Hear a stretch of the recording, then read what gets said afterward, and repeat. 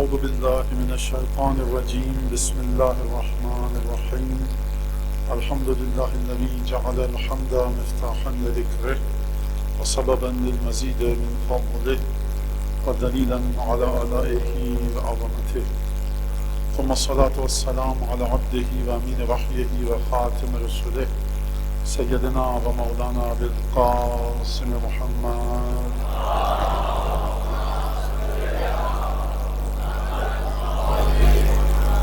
وعلى أهل بيته الطيبين الطاهرين الذين أذهب الله عنهم الرجس وطهرهم تطهيرا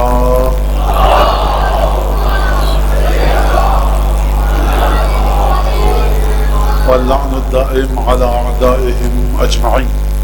أما بعد فقد قال الله الحكيم في كتابه المجيد أعوذ بالله من الشيطان الرجيم يا أيها الذين آمنوا اتقوا الله وآمنوا برسوله يؤتكم كفلين من رحمته ويجعل لكم نورا تمشون به ويغفر لكم والله غفور رحيم. درود پر دیجئے محمد.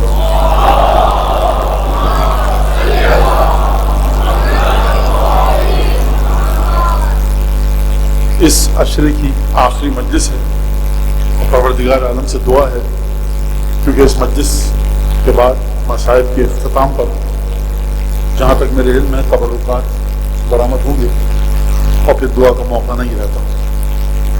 اب حضرات جس نیت سے یہاں پر آئے ہیں وہ نیت خود اتنی عظیم الشان ہے اور جو بھی جس امام باڑے میں جاتا ہے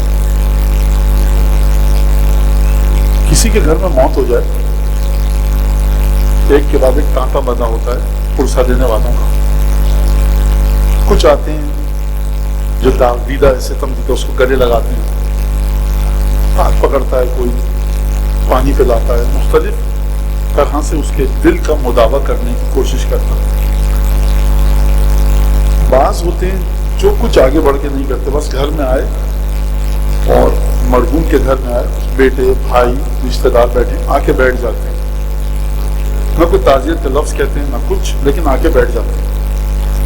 جب یہ سب رخصت ہو رہے ہوتے ہیں تعزیت کرنے والے تو مرحوم کے گھر والے, مرحوم کا بیٹا بھائی بھتیجا بھانجے وہ سب کا شکریہ ادا کرتے ہیں.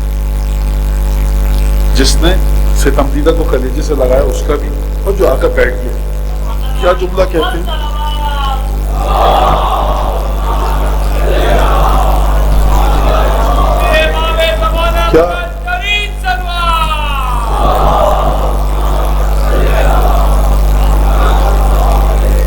کیا جملہ کہتے ہیں؟ کہتے بھائی آپ سب کا شکریہ. یہ ایک عام انسان کا وتیرہ ہے. اگر آپ کا چہرہ اس کو یاد رہ گیا, کہتے بھائی یہ آیا تھا ہمارے والد کی تعزیت کے, کچھ نہیں کہا تھا, چپکے سے آ کے ایک جگہ کونے میں دری پہ قالین چٹائی صوفے پہ بیٹھ گیا تھا. چہرہ یاد رکھتا ہے, حافظہ اچھا. آپ مجھے بتائیے آپ جس نیت سے یہاں پر آئے ہیں کس کو پرسہ دینا ہے؟ زمانے کے امام کو. زمانے کا امام عام انسان نہیں ہے, عالم وجود عالم خلقت امام عصر کے دسترخوان کا ریزہ خار ہے. کیا عقیدہ ہے آپ کا؟ بِیُمْنِهِ رُزِقَ الْوَرَى وَبِوُجُودِهِ ثَبَتَتِ الْأَرْضُ وَالسَّمَاءُ. امام عصر کی برکت سے مخلوق خدا کو رزق ملتا ہے. وَبِوُجُودِهِ ثَبَتَتِ الْأَرْضُ وَالسَّمَاءُ. آسمان اگر اپنے مقام پر قائم ہے, زمین اگر اپنے مقام پر قائم ہے تو کس کی برکت سے ہے؟ امام عصر کی برکت سے. امام عصر, حقیقت امام عصر کیا ہے کوئی کیا جانے. آپ کے ذہنوں میں سوال آیا ہوگا کہ میں نے اچانک آج اپنی گفتگو امام عصر کی جانب کیوں موڑ دی. من ماتا, جو مر جائے اس کیفیت میں کہ عرف حق علی ولم یعرف حق سائر الائمہ فقد مات میتۃ جاہلیہ. جو علی بن ابی طالب کے حق کو مان لے, سمجھ لے, معرفت حاصل کر لے, 11 کے حق کو نہ مانے, جاہلیت کی موت مرا. کمال وجودی آپ کا کیا ہے کہ جس کے بعد تمام کمالات آپ کو عطا ہوتے ہیں؟ من مات ولم یعرف امام زمانہ مات میتۃ جاہلیہ، جو مر گیا اس کیفیت میں اپنے زمانے کے امام کو پہچانے بغیر جاہلیت کی موت مرا۔ شہدائے کربلا کی عمدہ ترین فضیلت، اعلیٰ ترین کمال کیا ہے؟ میں یہ جانتا ہوں کہ تقریباً پورا مجمع میرا ہم فکر ہے اور میری باتوں کو سمجھتا ہے۔ جتنے بھی شہدائے کربلا تھے، ہمارا ایک عقیدہ ہے، امام کی کم حق کو معرفت آ گئی، خدا کی معرفت آ گئی، امام کی معرفت آ گئی، رسالت کی معرفت آ گئی، امام کی معرفت کے ساتھ تمام اعمال صالحہ انجام دیے قبول ہوں گے۔ شہدائے کربلا کی بلند ترین فضیلت کیا تھی؟ یہی سوال ایک بہت بڑے عالم سے کیا گیا۔ ان کا کہ اگر آسان الفاظ میں، بشری الفاظ کے سانچے میں ڈھال کر میں تمہارے اس سوال کا جواب دوں، زیارتوں کو ہٹا کر، آیات کو ہٹا کر، آسان ترین لفظوں کے ذریعے میں تمہیں جواب دوں تو یہ ہے شہدائے کربلا کی فضیلت کہ ان کی وجہ سے پنجتن سے دنیا دیر سے خالی ہوئی۔ اگر شہدائے کربلا نہ ہوتے تو پہلا تیر ان ملاعین کا وجود طاہر و مطہر سید الشہداء تک آتا، اور صبح عاشور سید الشہداء دنیا سے تشریف لے جاتے، شہید ہو جاتے۔ یہ جو سید الشہداء یعنی تسلسل پنجتن، یعنی وارث رسول خدا، وارث جناب سیدہ، وارث امیر المومنین، وارث حسن مجتبیٰ، 1,24,000 انبیاء کا وارث، کچھ گھنٹے اس ہستی نے زیادہ سانسیں لیں تو کس کی وجہ سے؟ انہی اصحاب کی وجہ سے۔ ائمہ کو دو طرح کے اصحاب ملے، ایک وہ جو ائمہ کو متقی، عبادت گزار سمجھتے تھے، اچھا انسان سمجھتے تھے اور ائمہ کے ساتھ تھے۔ صفین، جمل، نہروان میں ایسے لوگوں کی بڑی اکثریت تھی جو مولا کے ساتھ اس طرح سے تھے۔ اصحاب سید الشہداء کی کیا خصوصیت ہے؟ اصحاب سید الشہداء کی خصوصیت یہ ہے کہ ان کا دین حسین ابن علی تھا۔ آپ دیکھیے کہ کس طرح سے سید الشہداء نے وہ تمام واقعات آپ کے سامنے۔ لہذا معرفت امام عصر کو حاصل کیجئے، معرفت امام عصر کو حاصل کیجئے، اور جو بھی عزاداری ہوگی یا آج میں بھی اپنی مسجد جو پڑھوں گا ہدیہ کروں گا بارگاہ حضرت حجت میں، اور سید الشہداء کے آباء و اجداد اور سید الشہداء سے تعلق رکھنے والے تمام ائمہ معصوم امام عصر کو یاد کیجئے۔ اور آج حضرت حجت کا دل ایک انتہائی فشار میں ہے کیونکہ واقع عاشورہ رونما ہونے والا ہے، لہذا یہ عزاداری آج کی رات جتنی عبادت کیجئے، جتنا گریہ کیجئے، جتنا نوائے پڑھیے، ثواب ہدیہ کیجئے کس کو؟ حضرت حجت کو۔ امام حسین علیہ السلام نے خدا کا ایک تعارف کروایا ہے دعائے عرفہ میں، اور عجیب دعا ہے دعائے عرفہ۔ اس میں مولا کا جو جملہ جہاں سے آغاز ہوتی ہے دعائے عرفہ، الحمدللہ الذی لیس لقضائہ دافع ولا لعطائہ مانع فطر اجناس البدائع، حمد اس خدا کی کہ جس کے فیصلوں کو کوئی نہیں پلٹا سکتا اور جس کی عطا کو کوئی روک نہیں سکتا۔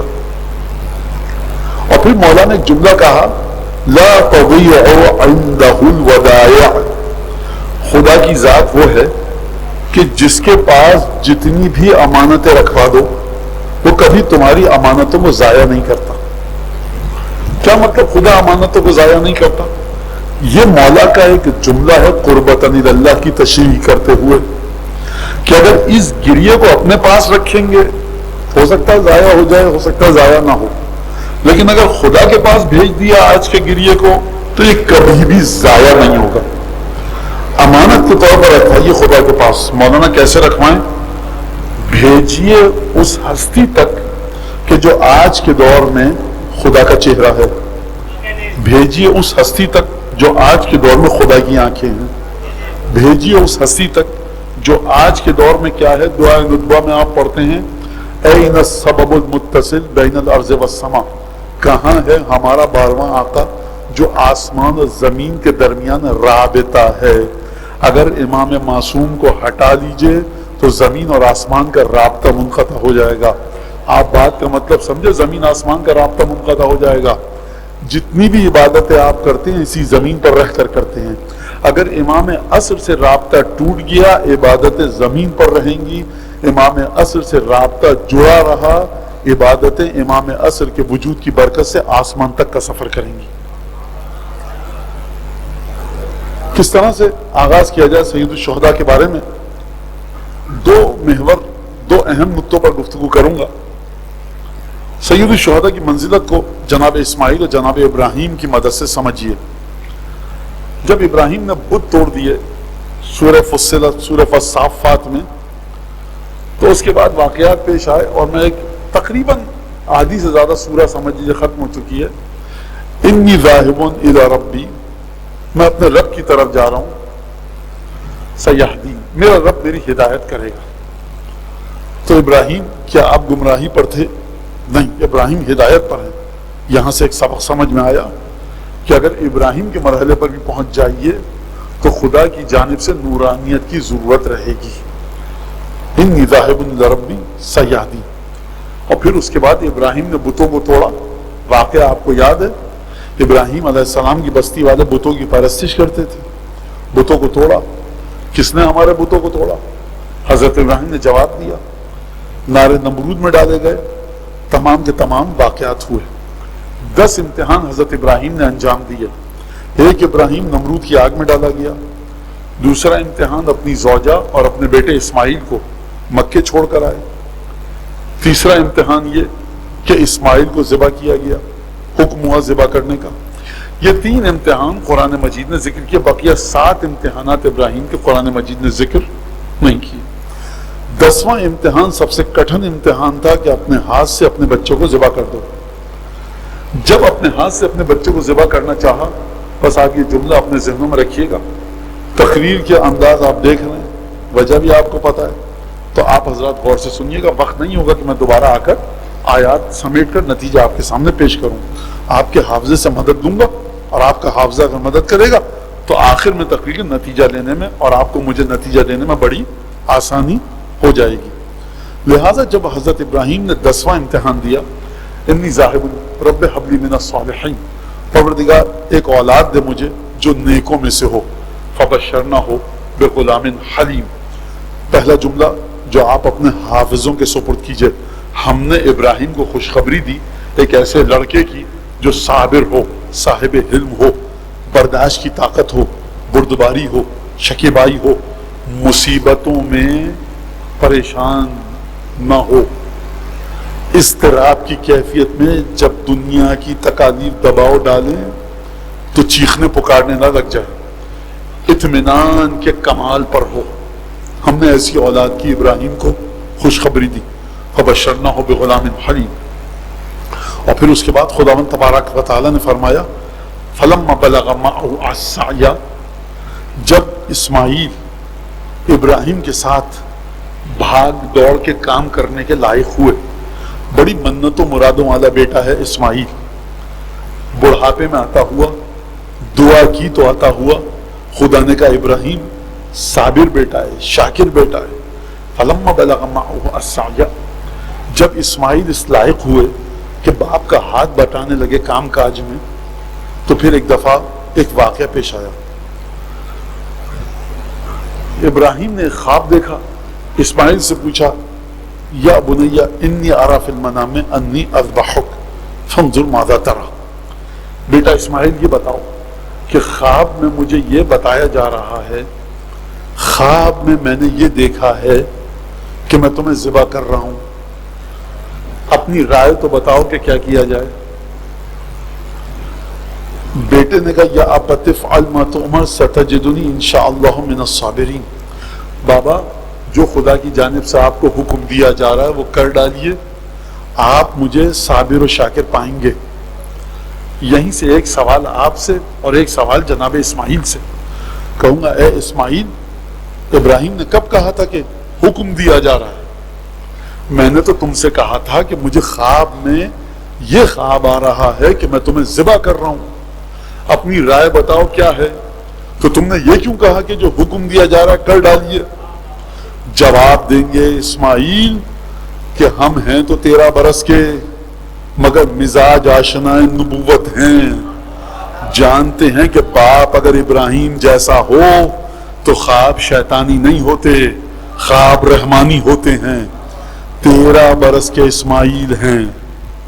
تو اب میں آپ سے سوال کروں کہ حسین ابن علی کو دھوکے سے کوفے لایا گیا، 13 برس کا اسماعیل ہے، جانتا ہے کہ باپ کو حکم دیا جا رہا ہے، 13 برس کے ہیں، ابھی نبی نہیں بنے ہیں، ابراہیم کی منزلت پر عصمت اسماعیل نہیں ہے، لیکن سمجھ گئے، کہا بابا جو حکم دیا جا رہا ہے کر ڈالیے، ستجدنی انشاءاللہ من الصابرین، آپ مجھے صابرین میں سے پائیں گے۔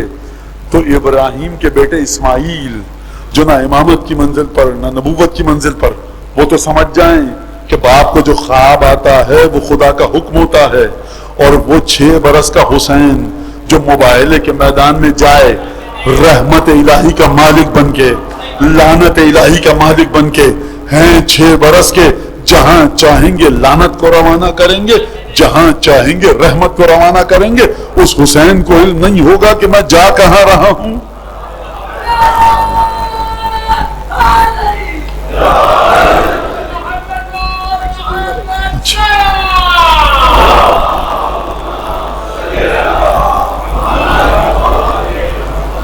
یا بتفعل ما تؤمر۔ اچھا ابراہیم، ایک سوال آپ سے، وہ یہ کہ آپ نے ابراہیم اسماعیل سے پوچھا کیوں کہ ذبح کر رہے ہیں بیٹا، تم اپنی نیت بتاؤ؟ امتحان کے وقت پوچھا جاتا ہے، گھر کو نبی کے دیکھیں گے، چاہے ابراہیم ہوں چاہے حسین ابن علی ہوں، بیٹا قاسم یہ تو بتاؤ موت تمہاری نظر میں کیسی ہے؟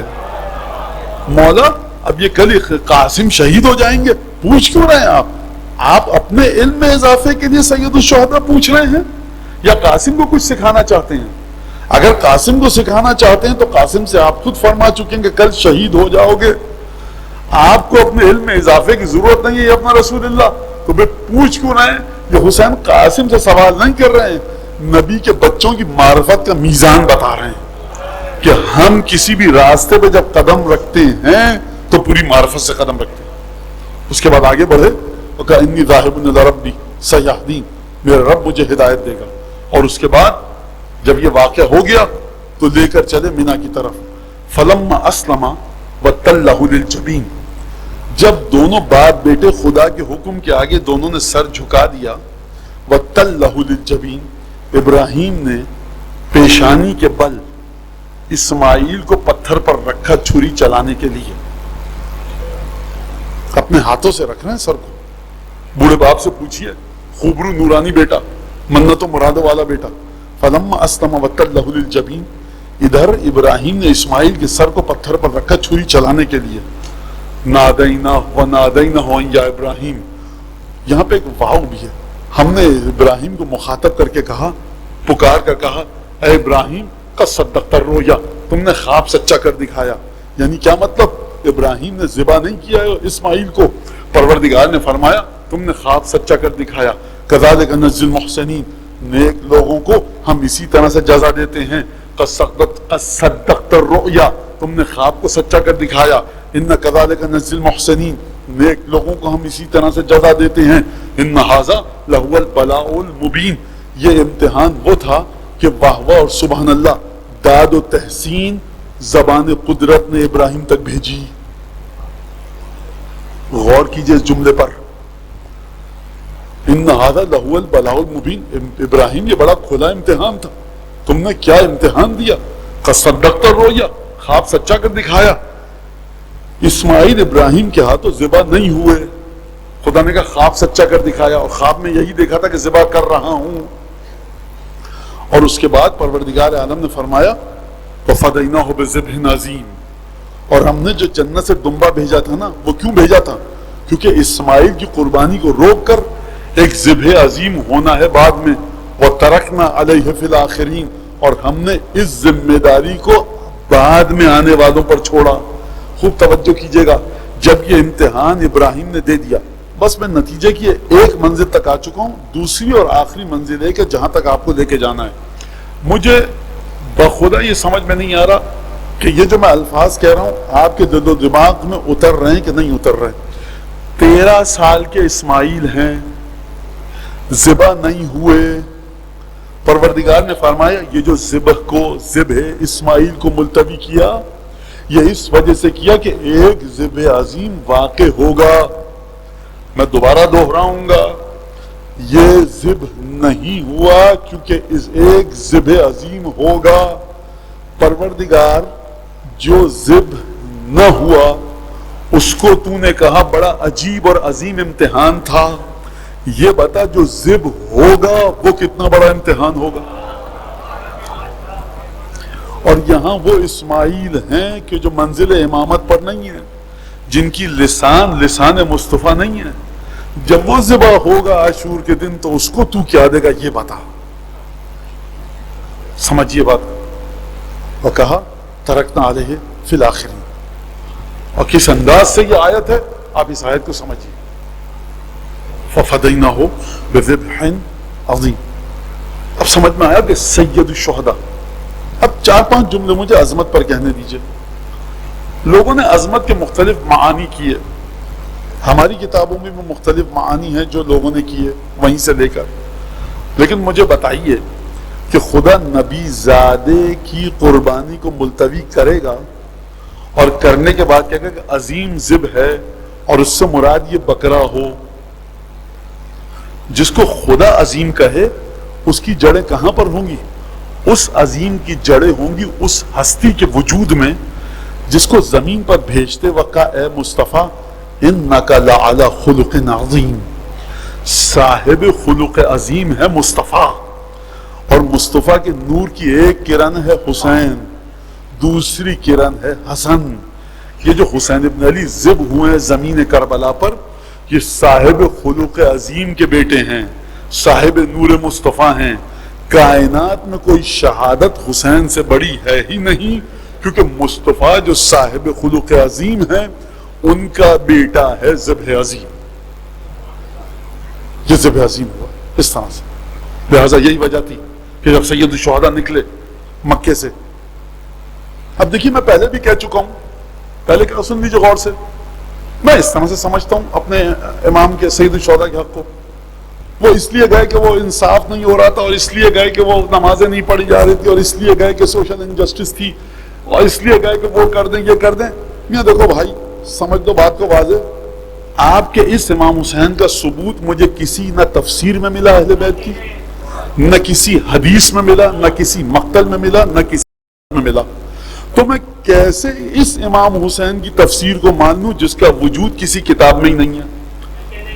لاکھ سر دھنتے رہیے آپ اس امام حسین کے ذکر پر، یہ وہ حسین نہیں ہے، یہ وہ حسین ہے کہ جہاں پر حسین ہیں وہاں رحمت الہی ہے۔ تاریخ کو جا کر پڑھیے، میں اس بات کے بیان میں وقت ضائع نہیں کروں گا اپنا۔ آگے چلتے ہیں، جب نکل رہے تو بتایا گیا حسین ابن علی یزید نے اپنے سپاہی بھیج دی جو تم کو حاجیوں کے احرام میں چھپ کر قتل کریں گے۔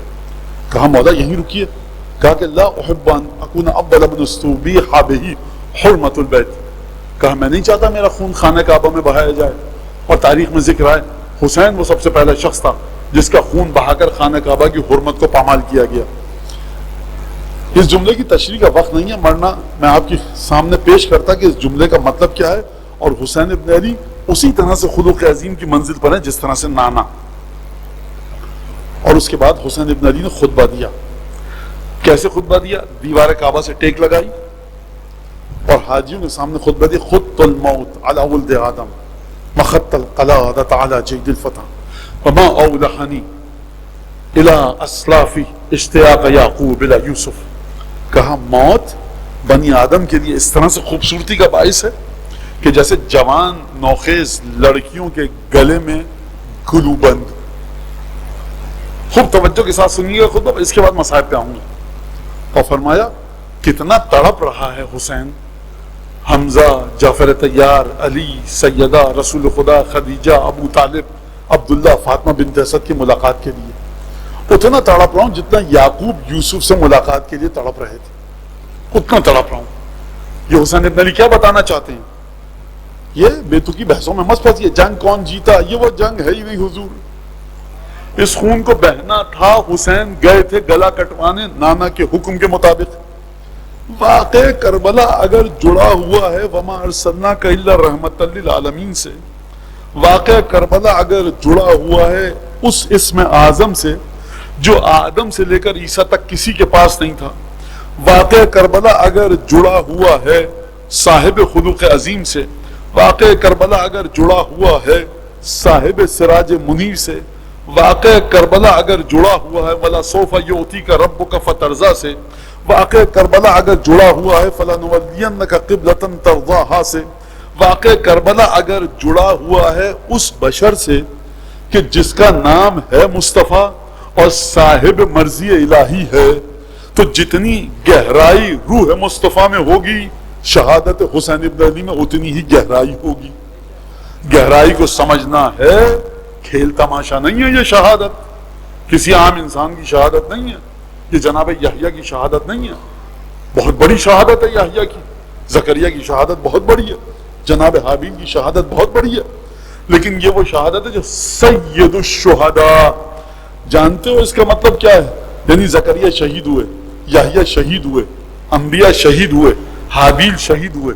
قیامت میں جب یہ شہید آئیں گے نا تو حسین کو کیا کہہ کر بلائیں گے؟ اے ہمارے آقا سید و سردار.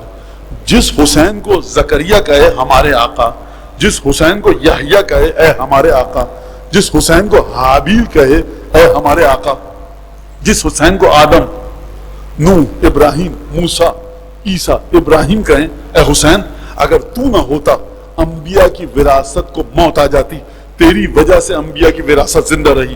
اس حسین ابن علی کی شہادت کو آپ اتنی آسانی سے سمجھ سکتے ہیں. لہذا فرمایا خط الموت علی ولد آدم مخط القلاد علی جید الفتح. اس طرح سے جس طرح سے خوبصورت لڑکیوں کے گلوں میں وہ چاہتی ہیں اپنے حسن و زیبائی کو بڑھانا، نوخیز جوان لڑکیاں گلو بند گردن بند پہنتی ہیں، اس طرح سے کتنا تڑپ رہا ہے حسین اپنے آبا و اجداد سے ملنے کے لیے. خیر لی مصرعا انا لاقی ہے، میرے لیے کٹ کے مرنے کی جگہ کو چنا جا چکا ہے اور میں اسی طرف جا رہا ہوں. کأنی باوصالی بین نواویس و کربلا تقطع اصوان الفلوات فیملأن منی اکراشا جوفا و اجربتا سخبا. میں دیکھ رہا ہوں کہ کربلا سے نواویس، نواویس کس کو کہتے ہیں؟ جہاں ہر کی قبر ہے. کربلا سے نواویس تک فرمایا میرے بدن کے ٹکڑے بکھرے اور صحرا کے وحشی بھیڑیے میرے گوشت کو بھنبوڑ بھنبوڑ کے کھا رہے ہیں.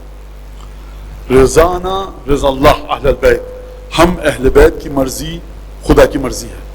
لا محیص عن یوم خط بالقلم، اس دن کو کوئی نہیں ٹال سکتا جو خدا کی مشیت کے ذریعے لکھ دیا گیا ہے. اور اس کے بعد عجیب جملہ فرمایا، عجیب، لا لن تشز عن رسول اللہ لحمتو، رسول خدا کے جو جگر کے ٹکڑے ہیں نا، بدن کے ٹکڑے، یاد رکھنا عالم غیب میں رسول خدا کا ایک بھی ٹکڑا بدن کا رسول خدا سے دور نہیں رہے گا. جانتے ہیں اس کا مطلب کیا ہے؟ یعنی جو کربلا میں شہید ہو رہے ہیں نا، یہ سب کے سب رسول کی بارگاہ میں پہنچیں گے. علی اکبر، علی اصغر، قاسم، جون تک یہ سب رسول کی بارگاہ میں پہنچیں گے. کہا رسول کے جو جگر کے ٹکڑے ہیں نا وہ خبردار سمجھ دینا رسول سے جدا نہیں ہوں گے عالم غیب میں. اور اس کے بعد فرمایا سیجمع اللہ لہ بہم فی حضیرت القدس، بہشت میں رسول کو خوش کرنے کی خاطر ان تمام شہداء کو خدا اکٹھا رکھے گا.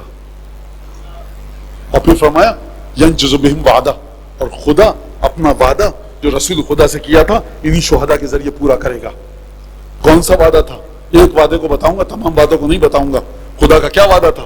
خدا کا وعدہ یہ تھا، یریدونا، یہ لوگ چاہتے ہیں کہ خدا کے نور کو اپنی پھوکوں سے بجائیں، واللہ متم نورہ، خدا اپنے نور کو مکمل کرے گا. نور خدا کہاں پر ہے؟ نور خدا اسی بیوی کے گھر سے نکلا ہے کہ جس بیوی کے چوکھٹ پر جا کر رسول خدا سلام کرتے تھے. یہ جو وعدہ پورا ہوگا، کیسے وعدہ پورا ہو رہا ہے؟ آپ حسین ابن علی کے صدقے میں 12، 5 اور 14 کی معرفت لے کر بیٹھے ہیں. آپ جون کے صدقے میں، زہیر ابن قین کے صدقے میں، حر ابن یزید رہائی کی قربانی کے صدقے میں مولا حسین کی معرفت لے کر بیٹھے ہیں. پنجتن کی معرفت، 12 اماموں کی معرفت، 14 معصومین کی معرفت. یہ وہ وعدہ ہے رسول خدا سے جو خدا شہداء کربلا کے ذریعے پورا کر رہا ہے، فرش عذاب بچھوا کر. یہ ایک وعدہ ہے جو میں نے آپ کی خدمت میں بتایا، اور اس کے بعد فرمایا کہ دیکھو عجیب جملہ ہے، من کان بادلا فینا محجتا موطنا علی لقاء اللہ نفسہ، جو تیار ہو چکا ہے کہ ہماری اپنی جان کو ہمارے راستے میں قربان کرے، اور جو تیار ہے کہ خدا سے ملاقات کرے، فلیرحل معنا، وہ ہمارے ساتھ چلے، اور جو ہمارے ساتھ نہیں چلے گا لم یبلغ الفتح، جو ہمارے ساتھ نہیں چلے گا جیت اسے نہیں ملے گی۔ یا ابن رسول اللہ کون سی جیت؟ یہ کون سی جیت ہے؟ ان کی جیت یہ ہے کہ جس طرح سے شہداء کربلا دنیا میں آقا کے ساتھ تھے، میں بتا چکا آپ کی خدمت میں یہ بات، عالم قدس میں جنت میں جانے کی ان کو خوشی نہیں ہے، حسین کی چوکھٹ پہ رہنے کی خوشی ہے۔ آپ کبھی سمجھے کہ کس طرح سے جڑے یہ رسول خدا سے؟ رسول خدا جب دنیا سے جا رہے تھے تو فرمایا، اپنے الفاظ میں کہہ رہا ہوں، مجھے حسن حسین کو سونگنے دو، خوشبو کو، ان دونوں شہزادوں کی خوشبو کو سونگا۔ یا رسول اللہ آپ جنت میں جا رہے ہیں، جنت کے پھلوں کی پھولوں کی خوشبو سونگیے گا، حسن حسین میں نعوذ باللہ کیا رکھا ہے؟ رسول خدا فرمائیں گے جنت کی خوشبو ہے ہی انہی کے دم سے۔ وہ تو اب آپ سمجھے، ایک طرف سمجھانے کے لیے نوجوانوں، ادھر جنت ہے ادھر حسن حسین ہے، کہاں دیکھیں گے رسول خدا؟ اگر کہا نا جنت کی طرف تو آپ رسالت کو سمجھے ہی نہیں، رسول خدا دیکھیں گے حسن حسین کی طرف۔ اب آپ سمجھے کہ جو بھی حسن حسین کے ذکر سے خوش ہوتا ہے اور دل ہر غیر کے ذکر سے خالی ہو جاتا ہے، وہ مبارکباد دے کہ اس کا دل رسول خدا کے دل سے جڑا ہوا ہے۔ فرمایا کل جو ہمارے ساتھ چلے گا بس یاد رکھنا کہ وہ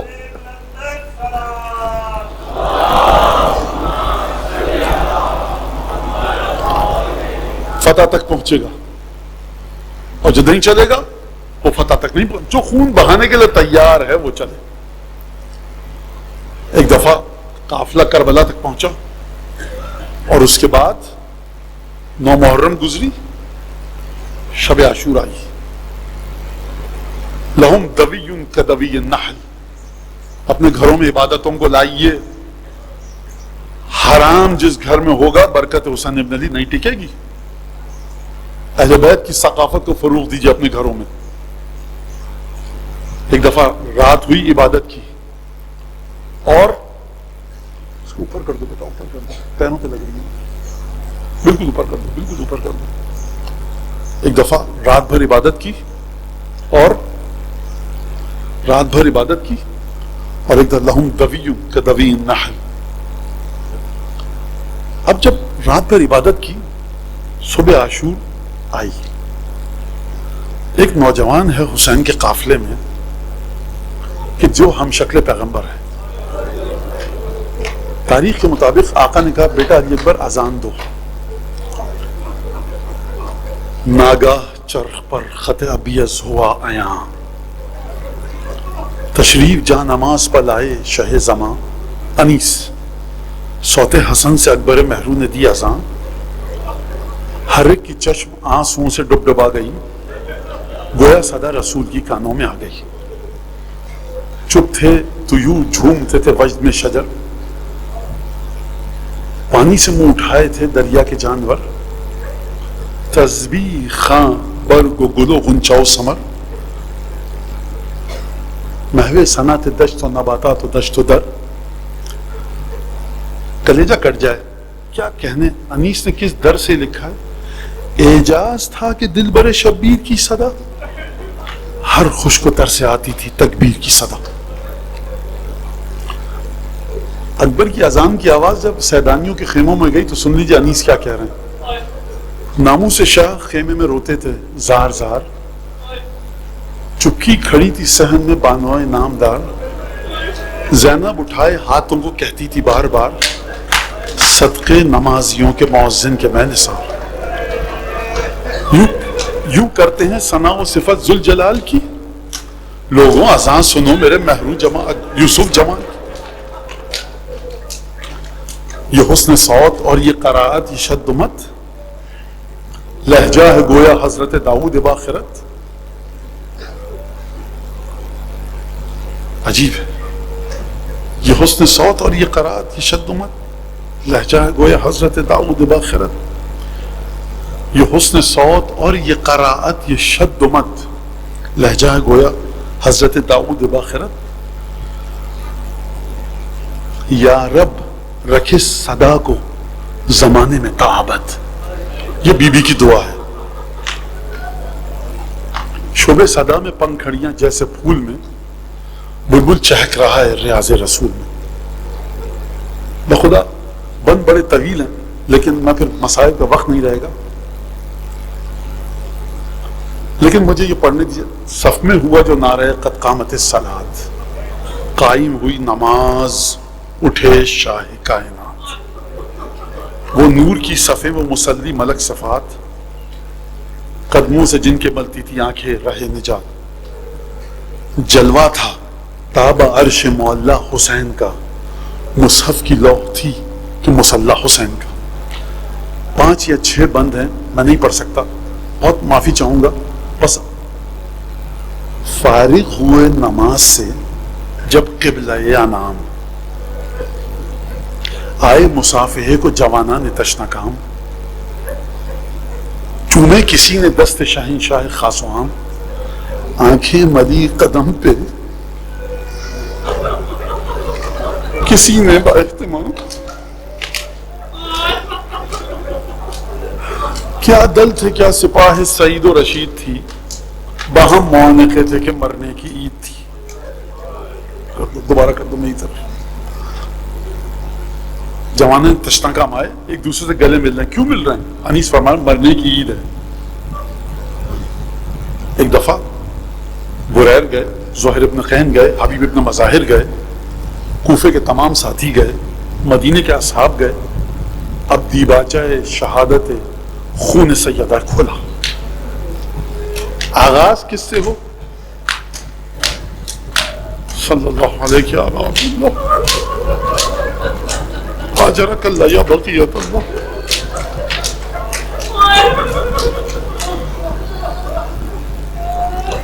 آپ کیا سنتے ہیں مرثیے میں؟ تقدم ولدی، بیٹا اکبر. اپنے الفاظ میں کہہ رہا ہوں، بنو ہاشم کی قربانی کا آغاز ہے.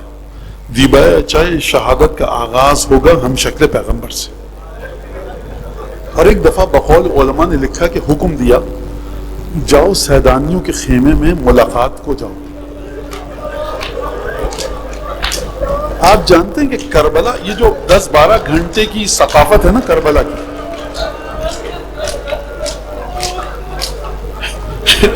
ایک ایک آنسو آپ کا جناب سیدہ محفوظ کریں.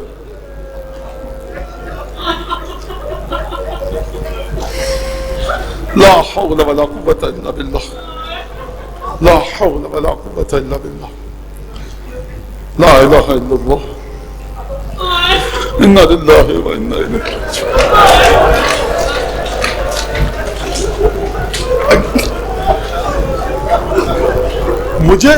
مجھے میں نہیں مان سکتا اس بات کو، یہ میں نہیں مان سکتا. یہ جو نوجوان گریہ کر رہے ہیں نا، علی اکبر ان کی عبادتوں کو سنبھالا نہ دیں. میں نہیں مان سکتا کہ علی اکبر ان نوجوانوں کو اپنے سے متصل نہ کریں.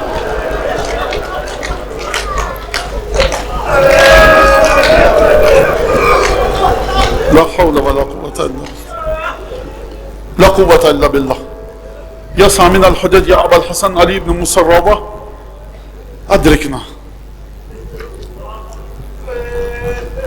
جب بھی کوئی شہید خیمے میں جاتا تھا، بیویاں سمجھ جاتی ہیں رخصت کے لیے آیا ہے.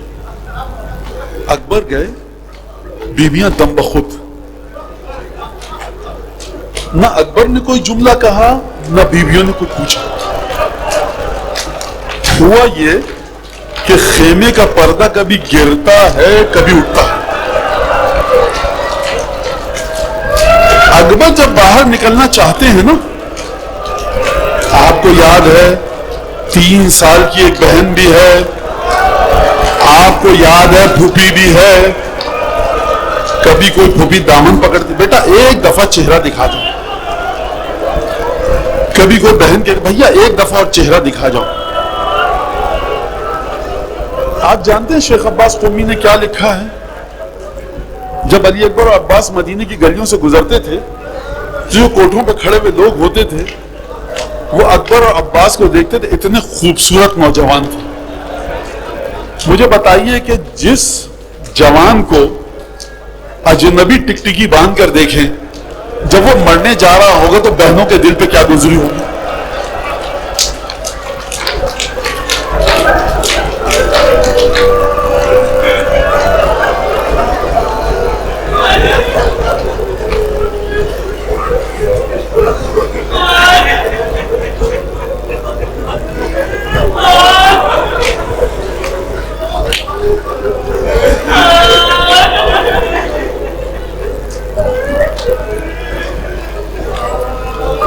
خیمے میں اتنا کوہرام مچا، علی اکبر باہر نہیں نکل پا رہے.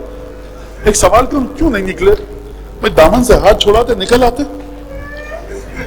ہاتھ کسی معمولی خاتون کا ہو تو اکبر ہاتھ کو چھوڑا کے نکلے نا.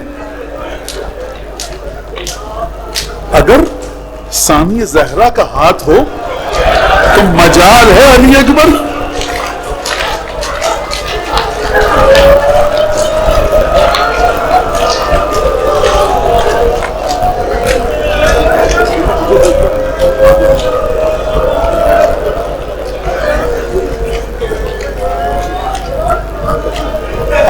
اکبر ہاتھ چھڑا کر نہیں آ سکتے. اب اس مشکل کشائی کون کرے؟ امام وقت جب آئے دروازے پر، جملہ تاریخ نے یہ لکھا، دائی ہے. کسی خاتون سے حسین مخاطب ہوئے عربی کے مطابق، اس کو چھوڑ دو. اور وہ خاتون ایک ہے، وہی ہے جو سب سے زیادہ اکبر کو لاڈلا رکھتی تھی. بہن اب اکبر کو جانے دو، اب نہ روکو. آپ سے ایک سوال کروں، حسین خیمے میں کیوں نہیں آئے؟ حسین خیمے میں کیوں نہیں آئے؟ اگر حسین خیمے میں آتے تو مخدرات عصمت و طہارت حجب و حیا کی وجہ سے اپنے گریے کو روکتی. احترام میں نہیں آئے کہ سیدانیاں جی بھر کے گریہ کر لیں. میں ہاتھوں کو جوڑ کے کہوں گا، آقا سے آقا، اتنا احترام سیدانیوں کے خیموں کا کاش شام غریبہ میں ہوتے.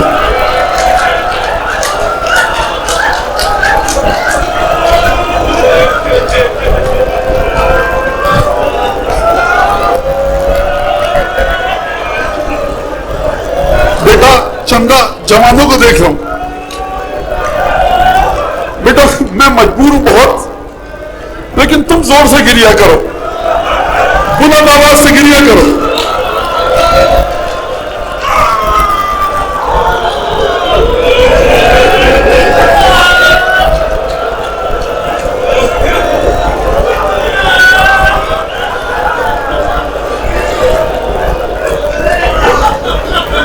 بی بی ام لیلا، یہ آپ کے بیٹے کا ماتم کر رہے ہیں.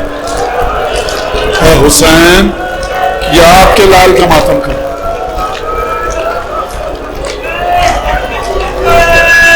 اکبر خیمے سے باہر آئے، باپ سے رخصت ہوئے، دلدل پر ذوالجناح پر سوار ہوئے. حسین نے ایک آیت پڑھی ہے اور ایک گواہی خدا سے لی.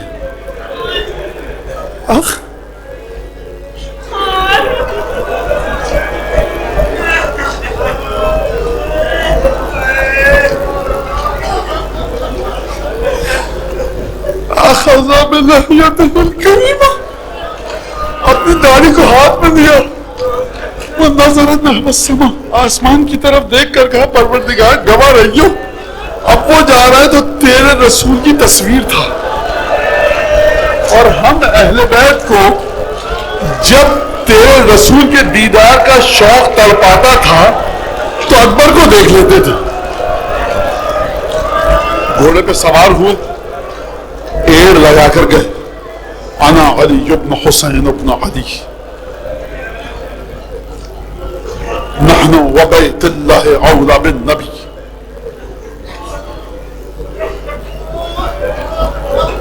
اضربکم بالسیف احامی النبی، تاللہ لا یحکم فینا ابن الدعی. میں ایک جملہ کہوں گا اور جس نے مجھے یہ جملہ بتایا ثواب اس کو پہنچے اور اس کی نسلوں کو. اور ہمیشہ یہ جملہ علی اکبر اس کو اس جملے کا اجر دیں. حوصلے سے سنیے گا. یہ لوگ جمع کیوں ہوئے ہیں لشکر یزید؟ بغض امیر المومنین میں. اکبر کیا کہہ رہے ہیں؟ میں ہوں علی کا پوتا. یہ کیوں جمع ہوا؟ بغض حسین میں. اکبر کہہ رہا ہے میں ہوں حسین کا بیٹا. یعنی دیکھو تمہارے دل میں جو علی کا بغض ہے نا، جو حسین کا، اتنا مارو مجھے کہ مجھ پر خالی کر لو. میرا باپ اکیلا رہ جائے گا. کوئی نہیں.